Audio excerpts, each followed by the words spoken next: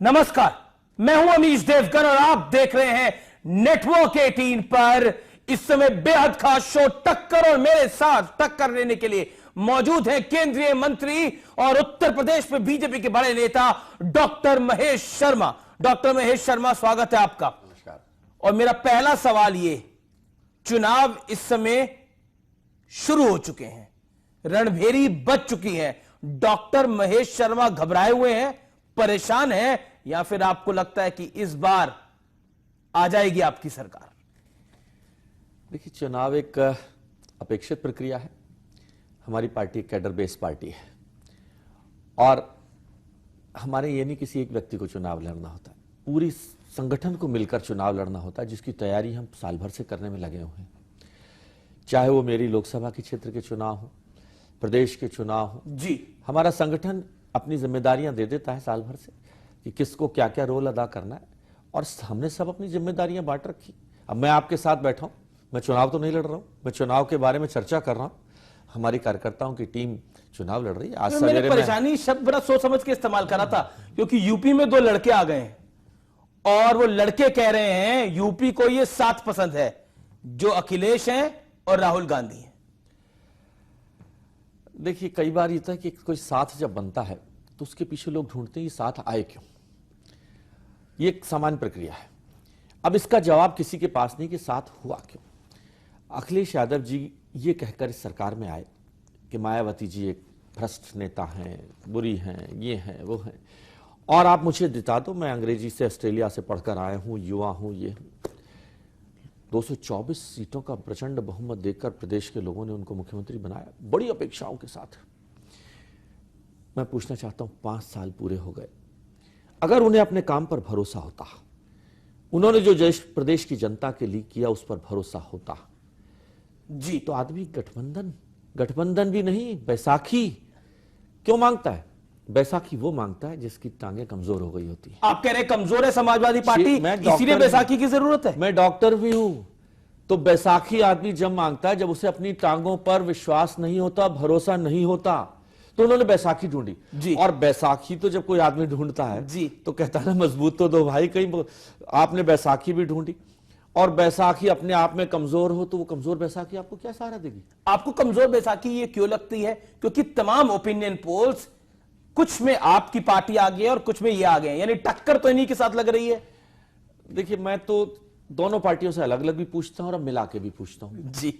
अगर समाजवादी पार्टी मजबूत होती तो उन्हें गठबंधन करने की जरूरत क्या थी? 100 सीटें देने। इस गठबंधन से अमित शाह, नरेंद्र मोदी, डॉक्टर महेश शर्मा को परेशानी है? देखिए, ये 2 0 + 0 मिलकर 0 ही बनेगा। वो कुछ उसमें वो तो कह रहे हैं कि इस बारी 300 पार करेंगे हम। अखिलेश दावा कर रहे हैं, राहुल दावा कर रहे हैं, और प्रहार नरेंद्र मोदी पर कर रहे हैं। प्रदेश की जनता विश्वास खो चुकी उन पर से।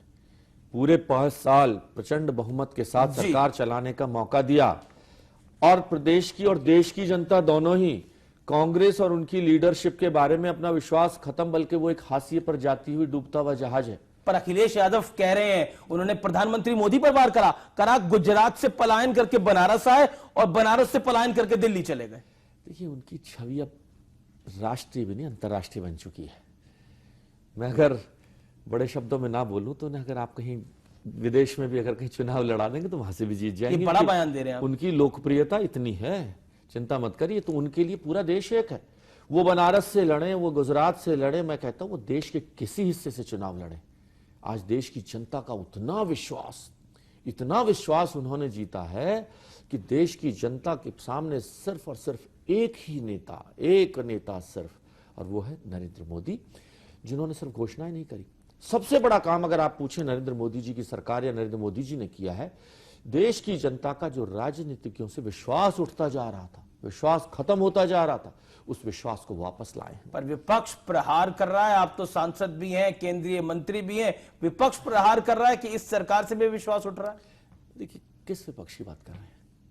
यही जो आपके लोकसभा में विपक्ष है, राज्यसभा में विपक्ष है, देश में राष्ट्रीय स्तर पर विपक्ष, प्रधानमंत्री के भाषण के दौरान विपक्ष ने वॉकआउट कर लिया राज्यसभा में। देखिए, राष्ट्रीय स्तर पर अगर आप विपक्ष की बात करते हैं तो कांग्रेस लेस देन 10%, विपक्ष का नेता चुनने के बाद उनके पास संख्या नहीं है।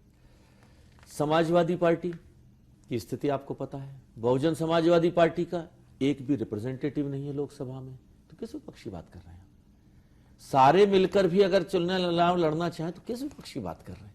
लेकिन आपको मैं गठबंधन की बात इसलिए कर रहा हूं, आपको बिहार का चुनाव याद होगा जी, क्योंकि बीजेपी के हर नेता को बिहार का चुनाव याद है। वहां महागठबंधन हुआ, लेकिन वहां पर एक चीज अलग थी, वहां लालू और नीतीश मिले थे, यहां समाजवादी पार्टी और बीएसपी नहीं मिले हैं। लेकिन वहां पर उस महागठबंधन ने ऐसी टक्कर दी, बीजेपी को बड़ा नुकसान हुआ उधर। क्या आपको लगता है उस तरह की स्थिति कहीं उत्तर प्रदेश में रिपीट ना हो जाए, बिहार रिपीट ना हो जाए? डर है आपके मन के अंदर? ये सीधा सवाल पूछ रहा हूं मैं आपसे, क्या डॉक्टर महेश शर्मा के अंदर वो डर है कहीं बिहार रिपीट ना हो जाए? दिल की बात करिए। रणभेरी जब बच चुकी है जी, और अब हम लोगों ने पिछले, अगर हम बिहार चुनाव के बाद की भी कुछ बातें और करें तो देश और प्रदेश के लिए इतने कुछ कदम उठाए हैं। देश की जनता ने के सामने सब आ गया सामने कि ये मोदी जी खाली घोषणा नहीं करते, इस धरातल पर उतार के दिखाते हैं। जो जो काम उन्होंने, जो जो घोषणाएं करी हैं, उनको धरातल पर उतारा है। उसके आंकड़े पेश किए कि अगर हमने जनधन खाते खोलने की शुरुआत करी तो हमने 26 करोड़ खाते खोल दिए जी। अगर हमने आधार कार्ड बनाने की शुरुआत करी तो 100 करोड़ खाते हमने आधार कार्ड बना दिए। अगर हमने प्रधानमंत्री बीमा योजना की बात करी तो हमने प्रधानमंत्री बीमा योजना के आंकड़े दिए हमने, और उसमें से करीबन 10,000 लोगों। और नोटबंदी तो एक ऐसा ऐतिहासिक कदम है जिस कदम की जितनी तारीफ करी जाए, सिर्फ ऐसा ये विषय उठाया है। और मैंने कल लोकसभा में कहा, मैंने कहा था कि ये फैसला लेने के लिए 56 इंच के सीने के पीछे देश के लिए धड़कता हुआ दिल चाहिए। प्रधानमंत्री बड़ा हेडलाइन बनाइए आपको। प्रधानमंत्री मोदी जी को भी पता था 2 महीने बाद चुनाव है। याद करें 1976 में इंदिरा जी का वह समय, जब उनके वित्त मंत्री ने कहा था कि अब नोटबंदी की जरूरत है, और वो उन्होंने ये कहकर उस बात को टाल दिया था। ये मेरे विषय नहीं है, ये उन्होंने अपनी किताब में लिखा है। कांग्रेस कहती है ये डिजास्टर कदम है नोटबंदी। देखिए कांग्रेस खुद, ममता बनर्जी क्या कहती है, मायावती कहती है कि इसको वापस ले लेना चाहिए। देखिए इन तीनों के बारे में जो भ्रष्टाचार में गले तक डूबे हुए हो, वो क्या देश की जनता को ईमानदारी का पाठ पढ़ाएंगे? प्रदेश की जनता को क्या ईमानदारी का पाठ पढ़ाएंगे? क्या कांग्रेस के वो लोग जो गले तक डूबे हो? इंदिरा गांधी जैसी नेता जो फैसला नहीं ले पाई, तो क्या कौन लेगा फैसला? इस फैसले के पीछे राष्ट्र समर्पण की भावना होनी चाहिए। गरीब, किसान, जवान, नौजवान के लिए काम करने की इच्छा शक्ति होनी चाहिए। वरना चुनाव से 2 महीने पहले ये फैसला लेना कोई फौलादी दिल वाला व्यक्ति ही ले सकता है, वो नरेंद्र मोदी हो सकता है। उन्होंने ये करके दिखाया, और उसके रिजल्ट, पहली बार एक इतने बड़े फैसले के खिलाफ विपक्ष जहां खड़ा था, इसका मतलब वो भ्रष्टाचारियों के खिलाफ था। क्या ये फैसला भ्रष्टाचारियों के खिलाफ नहीं था? क्या ये फैसला आतंकवादियों के खिलाफ नहीं था? क्या ये फैसला नक्सलवादियों के खिलाफ नहीं था? क्या ये फैसला नकली नोट छापने आप कह रहे देश के लिए बढ़िया फैसला था? ये बहुत बड़ा फैसला देश की जनता ने स्वीकार किया। चलिए चुनाव की बात करते हैं। चुनाव के लिए फैसला कैसा था? नुकसानदायक, फायदा देगा, या आपको घबराहट है इस फैसले को? प्रधानमंत्री जी ने कहा है हमारे सामने राष्ट्र प्रथम, चुनाव बाद में, और हमें सही समय पर हमने सही फैसला लिया, और ये जानते हुए कि इसके फायदे नुकसान नहीं देखे, राष्ट्र के हित में ये फैसला था। उस दिन के आंकड़े बोलते हैं, रिजर्व बैंक के आंकड़े हैं कि एक नोट की लाइफ। विपक्ष तो एक ही सवाल पूछ रहा, काला धन कितना आया, सरकार जवाब दे दे। सारा धन सर्कुलेशन में आ गया। एक आंकड़ा मैं आपके सामने जो रिजर्व बैंक का रिपीट कर रहा हूं, हालांकि आपके पास भी होगा वो आंकड़ा। 1000 के नोट की एक, किसी भी नोट की एक लाइफ होती है, 5000 2000 हाथों में जाएगा, खटफट जाएगा। लेकिन 1000 के नोट को अगर आप कहें कि 2/3 नोट कभी किसी के हाथ में ही नहीं गए, कभी किसी के हाथ, वो तिजोरी से तिजोरी पलटते रहे, इसका मतलब वो सर्कुलेशन में नहीं थे, वो देश की प्रगति में नहीं आ सकते थे वो नोट। 500 के नोट 1/3 किसी के हाथ में नहीं गए, सर्कुलेशन में आए। 1000 के 2/3 और 500 के 1/3 नोट कभी सर्कुलेशन में नहीं आए, वो खाली बैंक की चेस्ट से निकल के तिजोरियों में बंद रहते थे जी। तो देश की इकोनॉमी कहां जाएगी? नकली नोटों का अंबार खड़ा हो चुका था। तो नोटबंदी से उत्तर प्रदेश के चुनाव में फायदा या नुकसान? बिल्कुल, हम लेकिन फायदे से नहीं तोल रहे हैं, लेकिन राष्ट्र हित में हमें फायदा भी हुआ है। सरकार के इस फैसले को प्रदेश की जनता ने, लाइन में खड़े हुए आखिरी व्यक्ति ने कहा मुझे कष्ट है। आप गांव-गांव घूम रहे हैं, शहर-शहर घूम रहे हैं, फीडबैक क्या मिल रहा है इस फैसले का? सच बताइएगा। मैं पिछले 3 महीने में, कोई कुछ लोग परेशान भी हो रहे हैं 3 महीने और में, वो कह भी रहे हैं क्यों करा ये फैसला। 3 महीने में मैं लगभग परिवर्तन यात्रा उनके माध्यम से करीबन 125 विधानसभाओं में मैं गया हूं पूरे प्रदेश के अंदर, और हर जगह जमीन स्तर तक गया हूं मैं। किसी ने बैंक के अधिकारियों पे कहा कि भाई उनसे चूक हुई, किसी ने ये कहा कि भाई देश बहुत दूर बड़ा है जी, नोट पहुंचाने में देरी हो सकती है, लेकिन किसी ने भी मोदी जी की नीयत पर प्रश्न चिन्ह नहीं उठाया, किसी ने उस फैसले को बुरा नहीं कहा। लेकिन क्या आपको लगता है उत्तर, आपने चलिए नोटबंदी की बात कही, अब आप प्रधानमंत्री की बात करें, क्या बीजेपी उत्तर प्रदेश का चुनाव अमित शाह की रणनीति पर और नरेंद्र मोदी के चेहरे पर लड़ेगी? क्योंकि मायावती प्रेस कॉन्फ्रेंस में बार बार कहती है बीजेपी का चेहरा कौन है। कलराज मिश्र हैं, राजनाथ सिंह हैं, योगी आदित्यनाथ हैं, केशव मौर्य हैं, डॉक्टर महेश शर्मा है, चेहरा कौन है बीजेपी का? क्योंकि नरेंद्र मोदी तो सीएम बनने आएंगे नहीं, सीएम में तो आप उन लोगों में से कोई बनेगा।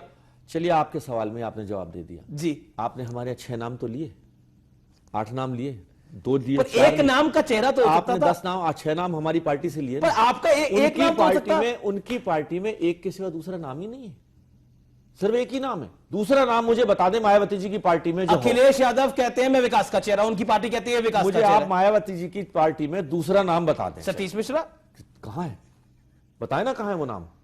सतीश मिश्रा जी का नाम कहां है? वहां तो एक स्वयंभू नेता, स्वयंभू, सिर्फ और सिर्फ मायावती जी। मायावती जी को इस प्रदेश की जनता ने पूरा मौका दिया। दलित की बेटी बनकर आई थी, दौलत की बेटी बन गई, भ्रष्टाचार का आइकॉन बन गई। अगर वो दलित की बेटी बनती तो आज प्रदेश की जनता उनको सर माथे से बैठाती, लेकिन भ्रष्टाचार का आइकॉन बन गई हो।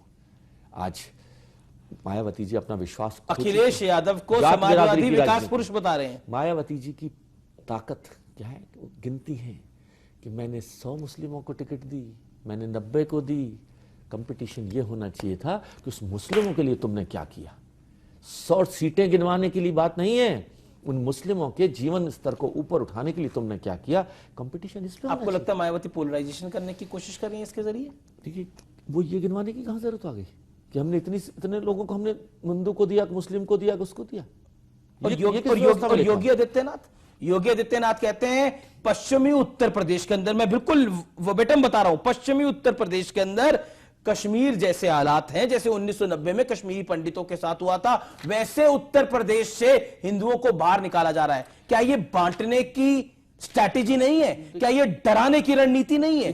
बताइए। कुछ आंकड़े उनके सामने आए, देश की जनता के सामने आए।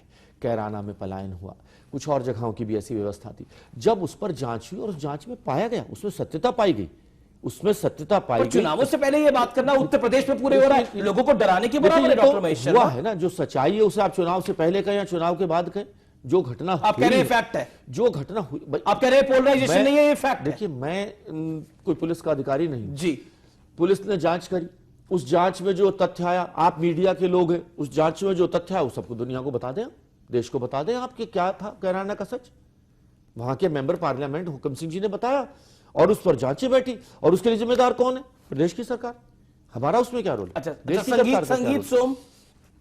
संगीत सोम, संजीव बालियान, आपने कई लोग छोड़ रखे हैं कि संजीव बालियान तो केंद्रीय मंत्री भी हैं। देखिए, सुरेश राणा, वो कहते हैं अगर मैं जीतूंगा तो एक पर्टिकुलर इलाके में कर्फ्यू लग जाएगा। तो पोलराइजेशन की तो आपकी तरफ से भी भरपूर कोशिश है। ये जो स्टेटमेंट दिए गए हैं, जिन स्टेटमेंटों के साथ पार्टी साथ खड़ी है, मैं उनके साथ खड़ा हूं।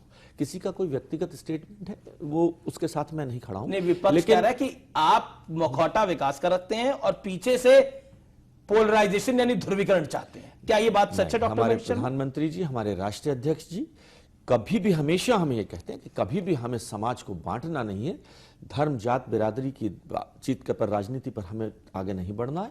हमें सुशासन, विकास, good governance, transparency, corruption less governance. पर सुरेश राणा कौन सी ट्रांसपेरेंसी की बात कर रहे हैं? वो कहते हैं कर्फ्यू लगेगा। देखिए, ये संगीत सोम अपनी वैन में क्या लेकर घूम रहे थे? योगी आदित्यनाथ क्या बोल रहे हैं? वो अच्छा, अमित शाह कहते हैं कि हम कानून के तहत राम मंदिर बनाएंगे, योगी आदित्यनाथ कहते हैं मैं 1 साल में बनवा दूंगा, डॉक्टर सुब्रमण्यम स्वामी कहते हैं कि अभी बनना शुरू हो जाएगा। तो तैयारी तो पूरी आप लोगों ने कर रखी है कि कहीं ना कहीं हिंदू ध्रुवीकरण हो। मेरा आरोप है, बहुत सीधा सीधा आरोप है। आज राष्ट्रीय अध्यक्ष जी के ने जो कहा है जी, वह पार्टी की विचारधारा है, वह पार्टी की सोच है, हमारी सरकार की सोच है कि हम संवैधानिक दायरों में देश की करोड़ों जनता की आस्थाओं का सम्मान करते हुए राम मंदिर का निर्माण करेंगे, करना चाहते हैं। विपक्ष एक बात कहता है आपके लिए कि आपका एक नारा है, सौगंध राम की खाते हैं हम, मंदिर वहीं बनाएंगे लेकिन तारीख कभी नहीं बताएंगे। हर चुनाव में ये मुद्दा ले आते हैं आप।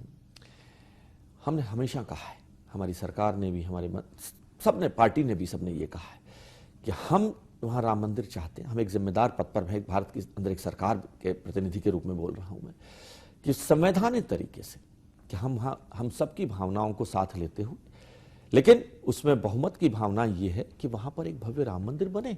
और भव्य राम मंदिर बनने की जगह अयोध्या से जगह कोई दूसरी नहीं हो सकती, कोई चॉइस नहीं, अल्टरनेटिव नहीं है वहां पर, लेकिन संवैधानिक दायरे में, क्योंकि ये सरकार का पक्ष है। सरकार ये नहीं कह सकती, हमारे राष्ट्रीय अध्यक्ष ने कभी ये नहीं कहा कि हम मंदिर कल बनाएंगे या परसों बनाएंगे। किसी की व्यक्तिगत आस्थाएं कुछ भी हो सकती है, लेकिन सरकार की जो बात है वो हमारे राष्ट्रीय अध्यक्ष जी ने कहा, वही सत्य।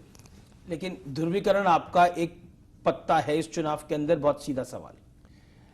देखिए, हम इसमें विश्वास नहीं रखते। कभी भी हम लोगों ने पोलराइजेशन, किसी एक घटना का उदाहरण दे जब हमने पोलराइजेशन धर्म के नाम पर करने की कोशिश की। आप पिछले 30 सालों में, मैं लगभग छोटी मोटी राजनीति करता हूं, 30 सालों का मुझे उदाहरण दे, उससे पहले का हो सकता है। नहीं, आप मुझे कोई एक उदाहरण। आप 1991 में राम मंदिर जितना बड़ा मुद्दा बना, उसके बाद बीजेपी को की सीटें बढ़ी, पोलराइजेशन हुई थी उस समय पर। वो किसने बनाया? 2014 का उत्तर प्रदेश का चुनाव, मुजफ्फरनगर के दंगे, पूरी पश्चिमी उत्तर प्रदेश की बेल्ट के, पूरी उत्तर प्रदेश के अंदर पोलराइजेशन का आरोप लगा आप लोगों के ऊपर, क्या लगा नहीं? मुजफ्फरनगर के दंगों के लिए कौन जिम्मेदार है? सरकार हमारी थी क्या? नहीं, सरकार आपकी नहीं थी, सरकार समाजवादी पार्टी थी। आपके दो विधायक जेल गए थे। देखिए, मुजफ्फरनगर, संगीत सोम उसमें से एक है। मुजफ्फरनगर के दंगे प्रदेश सरकार की नाकामी का सर्टिफिकेट है, और उसके लिए अगर कोई जिम्मेदार है तो प्रदेश की अखिलेश यादव जी की सरकार है, जिन्होंने तुष्टीकरण की नीतियों, उनके कारण एक बवाल पैदा हुआ। मुजफ्फरनगर, लेकिन हमने नहीं शुरू किया। देखिए, हमने उस आग में तेल नहीं डाला, ये जिम्मेदारी थी प्रदेश सरकार। योगी आदित्यनाथ ये बोलेंगे कि उत्तर प्रदेश से हिंदुओं का पलायन होगा तो आग में तो गिर अपने आप डल जाएगा। पलायन हुआ है, कैराना की घटना का अगर हुआ है तो कैराना की घटना एक तथ्य है। कैराना की घटना को तो पूरे उत्तर प्रदेश की बात कर रहे हैं, और जगहों का भी कुछ डेटा होंगे उनके पास जो उस बेस पे उन्होंने दिया। चलिए, मैं आगे बढ़ता हूं और मैं बात करता हूं, क्योंकि आप बार बार कह रहे हैं कि हम ध्रुवीकरण नहीं करना चाहते। रीसेंट एग्जांपल, रविशंकर प्रसाद, केंद्रीय मंत्री आपके साथी, उन्होंने अचानक ट्रिपल तलाक का मुद्दा छेड़ दिया। हालांकि ट्रिपल तलाक पर सरकार का क्या स्टैंड है ये हम सबको पता है, और बीजेपी चाहती है कि ट्रिपल तलाक के मामले को किसी तरह से भी फोकस में लेके आया जाए और जो मुस्लिम औरतों पे अत्याचार होता है उसको रोका जाए। लेकिन उत्तर प्रदेश के चुनावों से ठीक पहले उसको दोबारा उठा देना विपक्ष का आरोप है, बीएसपी का आरोप है, समाजवादी पार्टी का आरोप है, कांग्रेस का आरोप है। तुष्टीकरण की एक और रणनीति है। माताओं बहनों का सम्मान करना गुनाह है क्या? पाप है क्या? वो माता बहनें हिंदू की हो, मुसलमान की हो, सिख की हो, ईसाई की हो, और इसकी विषय किसी प्रधानमंत्री जी ने, किसी मंत्री ने, किसी ने नहीं उठाया, मुस्लिम महिलाओं ने उठाया है। बहुत सारी चर्चाओं में मैंने सुना है वो इससे इजाजत पाना चाहती हैं। मैं समझता हूं ये देश की सोच है, विश्व हर महिला की सोच है, चाहे वो हिंदू हो, मुसलमान हो, कि 3 तलाक का मुद्दा किसी भी तरह से माताओं के सम्मान, बहनों के सम्मान के साथ नहीं हो सकता। इसके साथ एक सार्थक चर्चा और बहस होनी चाहिए, ये रविशंकर प्रसाद जी ने कहा है।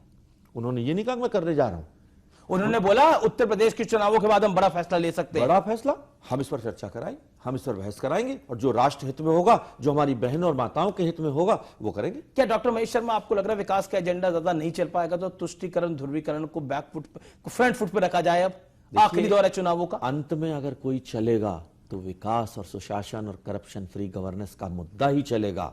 ये बाकी सब मुद्दे कौन हो जाएंगे? ये वो मुद्दे हैं जिनको लोग इस्तेमाल कर चुके हैं और वो साइडलाइन हो चुके हैं। अब अगर आगे चलेगा तो सिर्फ और सिर्फ विकास का मुद्दा चलेगा और कुछ नहीं। और समाजवादी पार्टी के लिए विकास का चेहरा अखिलेश यादव है, क्योंकि उन्होंने अब सारे जितने गलत लोग थे समाजवादी पार्टी के उनको बाहर कर दिया। जी हाँ, चाचा शिवपाल को, कई सारे और को। नहीं, ठीक कह रहे हैं आप। जिस शहर में बैठे हुए हैं जी, उस शहर के अंदर उन्होंने साइकिल ट्रैक बनाया है, उस पर साइकिल नहीं चलती, बाकी सब कुछ चलता है। कभी आप, मैं चाहूंगा मीडिया खबरी की तरह से उसमें देख के बताएं कितने करोड़ रुपया खर्च हुआ और क्या उस पर कभी कोई साइकिल चलती देखी? एक आध फोटो तो दिखा दें आप खींच के। उसकी साइकिल ट्रैक बनी, करोड़ों रुपया उस पर खर्च हुआ है, लेकिन उस पर साइकिल के एम्बलम तो लगा दिए गए, एक साइकिल देखिए, ये मेरा चुनाव वो चिन्ह है, लेकिन साइकिल नहीं चलती उस पर, बाकी सब कुछ चलता है। पान वाले की दुकान उस पर लगती है और कुछ लगता है, खोखे लगवाते हैं। पर वो कह रहे हैं कि जो गलत लोग थे पार्टी से वो बाहर हो गए हैं, अब अखिलेश यादव की पार्टी है और ये पार्टी विकास के लिए आगे बढ़ेगी। चलिए, उन्होंने एक बात तो स्वीकार करी कि गलत लोग उनकी पार्टी में थे। वो चाचा थे या भतीजा था, कौन था गलत, ये फैसला प्रदेश की जनता पर छोड़ दीजिए। लेकिन आज उन्होंने अलग किया, कम से कम ये तो मान लें कि आज तक तो उनके साथ गलत लोग थे। इसमें उनकी स्वीकारता मान लो आपकी स्टेटमेंट को। और पिछले 5 साल तो आप गलत लोगों से प्रदेश चलवाते रहे। अब क्या कहना चाहते हैं? अब आप आगे 5 साल बाद भी ये नहीं कहेंगे कि अब कुछ गलत और रह गए थे इसमें। जो समाजवादी पार्टी में फैमिली ड्रामा हुआ, उसको डॉक्टर महेश शर्मा किस नजर से देखते हैं? नहीं नहीं नहीं नहीं नहीं नहीं, ये फैमिली ड्रामा सिर्फ नहीं था जी। देखिए, मायावती जी के यहाँ लूट की सिंगल विंडो सिस्टम चलता था, कलेक्शन सिस्टम एक जगह होता था, तो कोई लड़ाई नहीं, कोई उसमें मिश्रा जी, सिद्दीकी जी, कोई उसमें हिस्सा नहीं मांगते थे, एक जगह होता था। इनके यहाँ दिक्कत होती है तो एक आम आदमी से पूछ लें, आप किसी अनपढ़ आदमी से पूछ लें, किसान से पूछ लें, मजदूर से पूछ लें कि भैया 4 लुटेरे मिलके अगर कुछ पैसा इकट्ठा कर ले लूट का माल, तो आखिरी में लड़ते हैं आपस में। वही हो रहा है। हिस्से बटे हुए थे लोगों के, हिस्से बटे हुए थे, ये एरिया तुम्हारा, ये एरिया तुम्हारा, ये एरिया, तब दूसरे के हिस्से में घुसोगे तो लड़ाई हो गई। ये वो है, लूट के माल की बटाई का हिस्सा है। मैं पूछना चाहता हूँ एक मंत्री को, खनन मंत्री को, अखिलेश यादव कहते हैं भ्रष्ट है, हटाओ, हटा दिया। नेताजी ने कहा नहीं नहीं नहीं, लूट का माल हमें ही तो दे रहा, वापस ले लो, ले लिया, टिकट भी दे दिया। सबसे पहले उस मंत्री के यहां जाकर चुनाव प्रचार करने हमारे क्लीन चेहरा अखिलेश यादव भी पहुंचते हैं। ये दोहरा चाल क्यों, ये दोहरा चेहरा क्यों? अगर वो भ्रष्ट है तो आपने अंदर क्यों लिया, और अगर वो भ्रष्ट नहीं था तो आपने हटाया क्यों? मैं एक छोटा सा अंतराल ले रहा हूं, लेकिन ब्रेक के बाद हम तुरंत वापस आ रहे हैं, क्योंकि बहुत से मुद्दे हैं जो उत्तर प्रदेश और उत्तराखंड के चुनावों पर पूछने की आवश्यकता है, जरूरत है। और आज टक्कर में डॉक्टर महेश शर्मा, केंद्रीय मंत्री, हमारे साथ मौजूद हैं।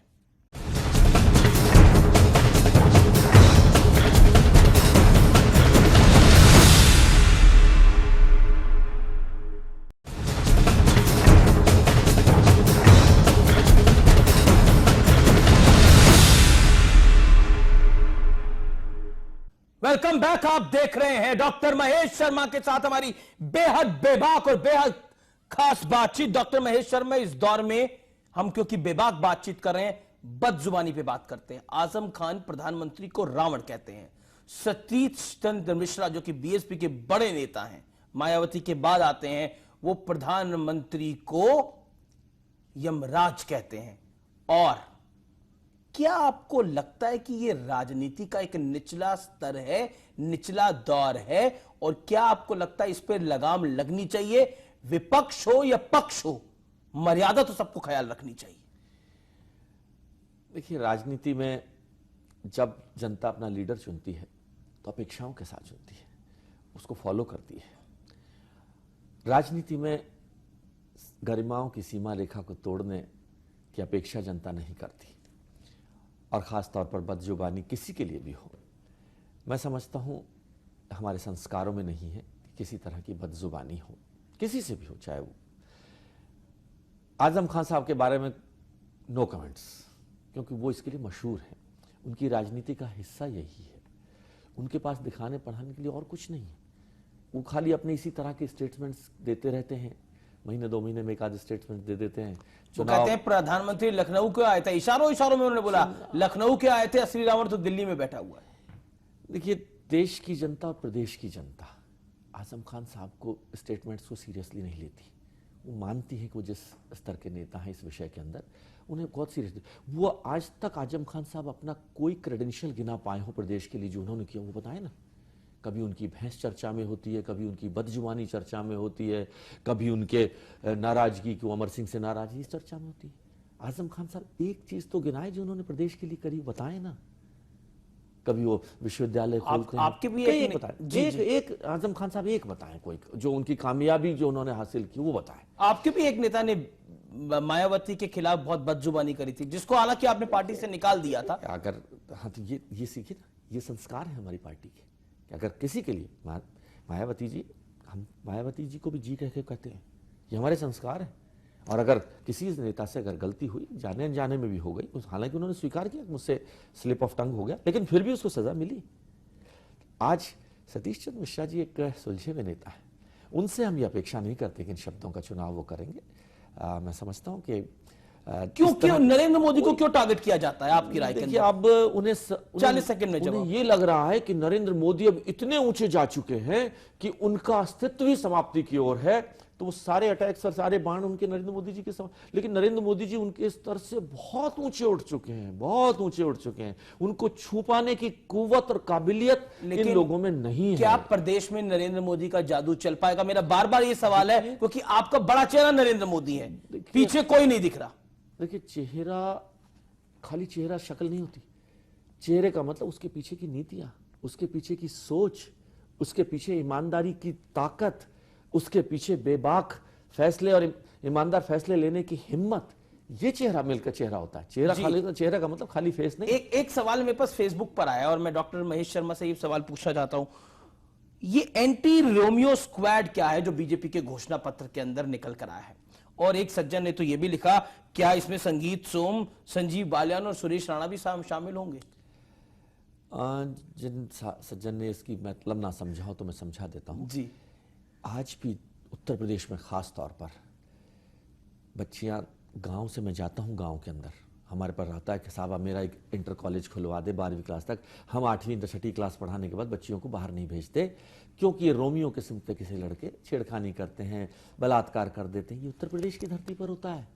बलात्कार, छेड़खानी, ये सब उत्तर प्रदेश की धरती पर होता है। कॉलेजों के बाहर इस तरह के रोमियो घूमते रहते हैं।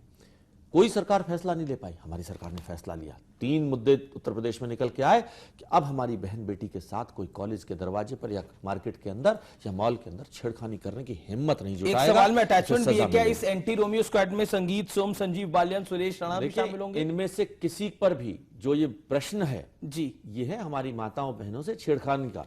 जिन तीनों के नाम लिए जा रहे हैं उनमें से कोई भी व्यक्ति पर किसी भी तरह का प्रश्न चिन्ह न लगाया जा सकता है, न लगाया गया है कभी भी। जी, आप बार बार कह रहे हैं कि हमने चेहरा नहीं दिया। उत्तराखंड में आपने चेहरा नहीं दिया, उत्तर प्रदेश में चेहरा नहीं दिया। पॉलिटिकल एनालिस्ट कहते हैं क्योंकि आपको गुटबाजी का डर था, आपको लग रहा था पार्टी गुटों में ना बट जाए, इसलिए आपने चेहरा नहीं दिया, ना उत्तराखंड में ना उत्तर प्रदेश में। लोकतांत्रिक सबसे बड़ा देश है हमारा, पार्टियों में भी लोकतंत्र होना चाहिए। आप किसी पार्टी का मुझे बता सकते हैं? कांग्रेस समेत सबसे बड़ी सो कॉल्ड हमारी लोकतांत्रिक पार्टी कांग्रेस है कांग्रेस में माता बेटे की पार्टी बन के रह गई है। Mayawati ji one man party, Mulayam Singh ji पारिवारिक पार्टी। तो अगर लोकतंत्र की बात कहीं होगी जहां विचार हो सकते हैं, उनमें डिफरेंस ऑफ ओपिनियन हो सकता है, वो तो बीजेपी में ही हो सकता है। तो गुटबाजी है उत्तराखंड और उत्तर प्रदेश दोनों तरफ? कहां की गुटबाजी? अभी काफी लोग ये कह रहे हैं कि क्योंकि बाहरियों को बहुत टिकट दे दिया, मैं कहता हूं इसलिए गुटबाजी और बड़ी को दे दिया। बाहर के भी जो अच्छे व्यक्ति थे उनको हमने लिया है और चुनाव लड़ेंगे, उसके बाद बैठेंगे, फैसला करेंगे। हमारा पार्टी का पार्लियामेंट्री बोर्ड में कई लोग इंडिपेंडेंट लड़ रहे हैं जो नाराज है, 60 लोग किसी और पार्टी के पास चले गए। उत्तराखंड में तो खासतौर पर है टीम 50 लोगों की टीम मिलकर एक प्रत्याशी को चुनाव करती है हमारे यहाँ। 12 लोगों का पार्लियामेंट बोर्ड केंद्र में और करीबन 30 लोगों की हमारी कार्य समिति प्रदेश में, वो मिलकर चुनाव करती है। आपकी भी सहमति थी? मतलब देखिए, मेरी पार्टी का फैसला, मैं एक संस्कारित पार्टी कैडर बेस्ड पार्टी का सदस्य हूं। मेरी पार्टी ने जो मुझे प्रत्याशी चुन के दिया है वो हीरा है, बहुत बेहतरीन कैंडिडेट है। 12-15 सालों से वो प्रत्याशी तो छोड़ो, वो उसने 2-2 बार उन्हें टिकट मिल चुका था जो उन्होंने वापस कर दिया। महासचिव रह चुके हैं प्रदेश स्तर पर, पार्टी का कार्यकर्ता है 20 सालों से। चलिए एक सवाल का जवाब दीजिए। उत्तर प्रदेश में सबसे बड़ा चेहरा बीजेपी का नरेंद्र मोदी और अमित शाह के अलावा कौन है? राजनाथ सिंह है, डॉक्टर महेश शर्मा है, योगी आदित्यनाथ है, संजीव बालियान है, केशव प्रसाद मौर्य साहब है जो आपके मौजूदा प्रदेश अध्यक्ष है। कौन है? मैं तो इनमें बहुत पीछे हूं, लेकिन जो आप बाकी नाम ले रहे हैं क्यों नहीं है हमारे पास? उमा भारती, कलराज मिश्रा, सारे हो सकते हैं, जितने नाम आप एक बताइए ना। मैं तो कहता हूं ये चेहरे हमारी पार्टी में ही हैं। एक नाम बताइए ना। मैं तो कहता हूं ये चेहरे हमारी पार्टी में ही हैं, बाकी पार्टियों में तो कोई दूसरा ही नहीं है। दूसरा ही मुझे बता दें। हमारे यहाँ कम से कम आप 6 नाम, 8 नाम, 10 नाम तो ले रहे हैं, बाकियों के पास तो लोकतांत्रिक पार्टी में दूसरा नाम ही नहीं है कोई। इस इंटरव्यू का वहां तो बेटे भी बाप से बड़ा है, चिंता क्यों कर रहे हैं? इस इंटरव्यू का आखिरी दौर है और मोहन भागवत साहब ने एक बड़ी बात बोली है, मैं आपको बता देता हूं। जो हिंदुस्तान में रहते हैं और यहां की परंपरा का आदत करते हैं वो सभी हिंदू हैं। मुसलमान इबादत से मुसलमान होंगे लेकिन राष्ट्रीयता से तो वो हिंदू हैं। सभी हिंदुओं के लिए हिंदुस्तान की जिम्मेदारी है। भारतवर्ष के समाज में को दुनिया हिंदू कहती है, सभी भारतीय हिंदू हैं। क्या आपको लगता है कि भारत का मुसलमान भी हिंदू है? क्या आप मोहन भागवत के इस बयान से सहमत हैं? देखिए, हमारे एक संघ में व्यवस्था है, पूजनीय सरसंघचालक जी हमारे सर्वोत्तम पद पर बैठे हुए हैं, आसीन हैं, और उनकी सोच, उनके विचार, उनकी बातें हम में से किसी के ये कुवत नहीं कि हम उसका विश्लेषण करें, और ना जरूरत है। उन्होंने जो बयान दिया है पूरे तर्कों के साथ सोच विपक्ष कह रहा समझ है के ये भी दिया एक हुआ। ध्रुवीकरण की कोशिश है उत्तर देखिए- प्रदेश के समूचे चुनाव में, देखिए, विपक्ष- उत्तराखंड के चुनाव में ये एक ध्रुवीकरण की कोशिश है देखिए, विपक्ष कि मुसलमान भी हिंदू है। बोलिए। देखिए, मुझे नहीं, ये विपक्ष का आरोप है, देखिए, विपक्ष का काम आरोप लगाने, विपक्ष के पास अब कुछ मुद्दा ही नहीं बच गया है। पर जवाब तो देना पड़ेगा ना आपको। उन्हें खाली विपक्ष को पर ये खाली कहने की जरूरत आरोप थी मोहन लगाने भागवत की। जी को? देखिए, एक सम्मेलन चल रहा है, एक विषय है, उस विषय पर उन्हें अपनी राय दी, नहीं उन्होंने राय दी। अब इस पे विशेषज्ञ इस पे बहस करें, अगर किसी को कोई आपत्ति है तो। पर सारे मुसलमान हिंदू हैं। उन्होंने जो भी दिए हैं, उसके पीछे तर्क दिए हैं, उन तर्कों का विश्लेषण करने की कुवत मुझ में नहीं है। वो कुवत अगर किसी में है तो उस विषय पर चर्चा हो, देखिए, बहस हो। एक बयान मोहन भागवत ने बिहार चुनाव में दिया था रिजर्वेशन पे, जिससे बीजेपी फंस गई थी। अभी मनमोहन वैद्य ने एक बयान दिया, हालांकि अमित शाह ने एक हमें इंटरव्यू दिया, उसमें उन्होंने पूरी तरह से क्लैरिफाई करा कि उनका कहना क्या था। लेकिन क्या आपको लगता है कि आरएसएस, वीएचपी और जितने भी राइट विंग संगठन हैं भारतीय जनता पार्टी से एफिलेटेड, वो ध्रुवीकरण करवाना चाहते हैं उत्तर प्रदेश के अंदर? देखिए, आरएसएस एक राष्ट्रवादी सामाजिक संस्था है, वो अपना काम करते हैं, तो उनको ये वो कहने की राजनीति नहीं जरूरत क्या करते। थी? देखिए, वो एक चुनावों से पहले एक व्यवस्था है, वो अपना काम कर रहे उत्तराखंड, हैं। उत्तर प्रदेश में भाई, चुनाव वो है। उनके जो आरएसएस के लोग हैं वो भी तो इस लोकतांत्रिक देश के नागरिक हैं, उन्हें अपनी राय, अपने विचार रखने का नहीं, बिल्कुल विचार रखने का हक है, लेकिन यह कहा जाएगा कि हिंदुस्तान में जितने मुसलमान हैं वो हिंदू हैं, कि मुसलमान इससे सहमत होंगे? देखिए, उनकी अपनी राय है, और उन्होंने एक राय बड़ी शिद्दत के साथ उन्होंने कही है। जिसको कोई आपत्ति हो, जिनको कोई इसमें विचार में कुछ हो, तो उनके बारे में चर्चा करें। उन्होंने अपनी राय रखी है, राय रखने का बेबाकी से राय रखी है उन्होंने अपनी, और विषय था, उस विषय पर राय रखी। चलिए, ये जो श्रृंखला है मैचों की, ये 5 मैचों की श्रृंखला है। आप केंद्रीय मंत्री हैं, सांसद हैं, बीजेपी इस श्रृंखला में कितने नंबर ला रही है 5 में से? देखिए, पहले चरण के अंदर जो हमारे चुनाव है 73 सीटों पर है, और टोटल मिलाकर जो हम लोगों ने कैलकुलेशन करी है कि हम 300 के आसपास उत्तर प्रदेश के अंदर। हाँ, मैं आपसे 5 राज्य पूछ रहा हूं, उत्तराखंड, पंजाब, गोवा, देखिए, मणिपुर।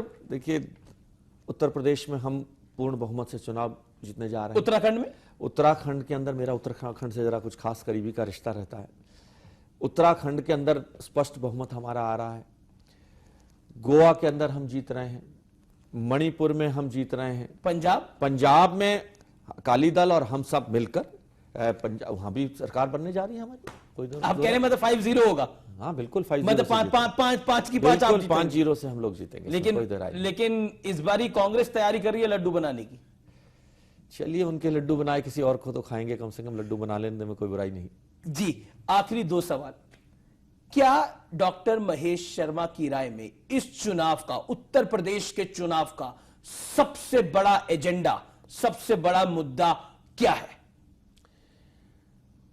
प्रदेश से उन ताकतों को हटाना जो समाज को धर्म, जात, बिरादरी पे बांटती हैं, जिन्होंने भ्रष्टाचार के कारण दीमक के रूप में प्रदेश को खोखला कर दिया है, जिन्होंने विकास के नाम पर लूट मचाई है, उन सरकारों से निजात पाकर भारतीय जनता पार्टी की सरकार, एनडीए की सरकार को स्थापित करना, यह हमारा एजेंडा है। उत्तर प्रदेश में सीधी टक्कर किससे है?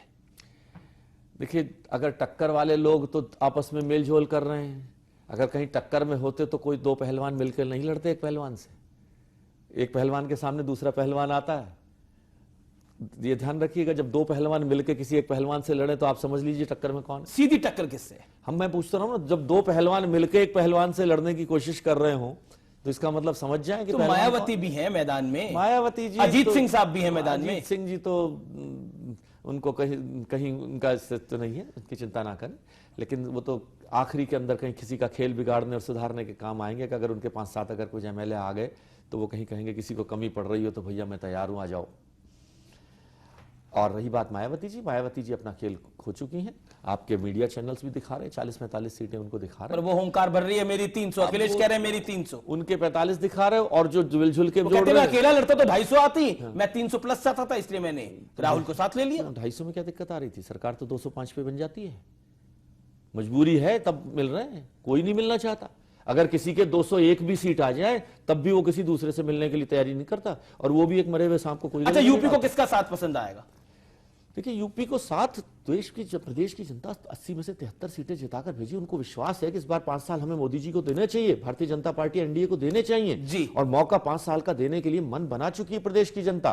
और दिल्ली की सरकार हमारी। अगर उत्तर प्रदेश हारे तो जिम्मेदारी किसकी?